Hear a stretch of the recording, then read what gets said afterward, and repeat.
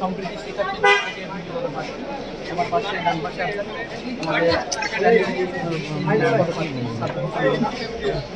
তো আমরা সামনে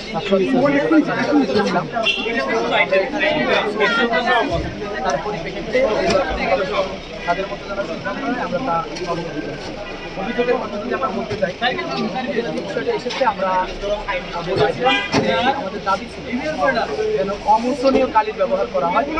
আমরা খেয়াল করেছি যে ভোট দেওয়ার পর করে বা একটু ঘোষা দিলে কালি তো এই জায়গায় আমরা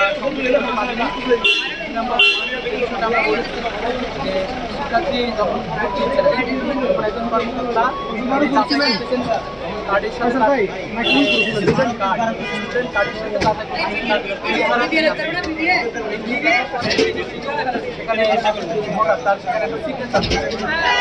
সিগনেচার নেওয়ার মাধ্যমে এনশিওর হচ্ছে যে ভোট দিয়ে আসে। এরপরে ব্যালট আছে, ব্যালটটা দেওয়া হচ্ছে, ব্যালট দিয়ে সেটা ভরাট করে এরপরে তিনি সেখানে বাক্সে রাখছে। এখানে দুটো ব্যর্থ দেখলাম। এক নম্বর হচ্ছে অনেক শিক্ষার্থী ভাই বোনেরা ভোট দিতে দিয়েছেন, সেখানে তাদের স্বাধীনতা নেওয়া হয়নি এবং আমরা এখনই নির্বাচন কমিশনের সামনে এরকম ঘটনা হয়েছে যে আছে ব্যালট আছে, ব্যালটে প্রিসাইডিং অফিসার আছেন, তিনি নিজেই কি করেন স্বাক্ষর দেন। তো আমরা বলতে চাই যে যদি ব্যালটে স্বাক্ষর না থাকে আসলে এটা কঠিন একটা অবস্থা, এটা নিরপেক্ষতার একটা উপসমিতি। আবার শিক্ষার্থী যদি তালিকা মুছে যায় এরপরে তার সিগনেচার যদি কোথাও নেওয়া না হয় তাহলে উনি কিছুক্ষণ পরে কিন্তু চাইলে আবার ভোট দিতে পারেন। এই যে ব্যাপারটা এটা কীভাবে ইনশিওর করবে এটা আমরা নির্বাচন কমিশনের সাথে জানতে চেয়েছি।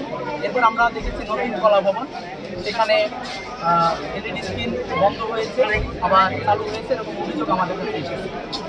এরপরে আমরা শুনেছি পোলিং এজেন্ট যিনি নিরপেক্ষ ভূমিকা পালন করবেন, বিভিন্ন পার্টির পক্ষে পোলিং এজেন্ট আছেন যারা নিরপেক্ষ ভূমিকা পালন করবেন, কিন্তু তারা ভোটারকে প্রভাবিত করার মতো জায়গায় দাঁড়াচ্ছে এবং প্রভাবিত করার মতো তারা কথাবার্তা বলতেছে।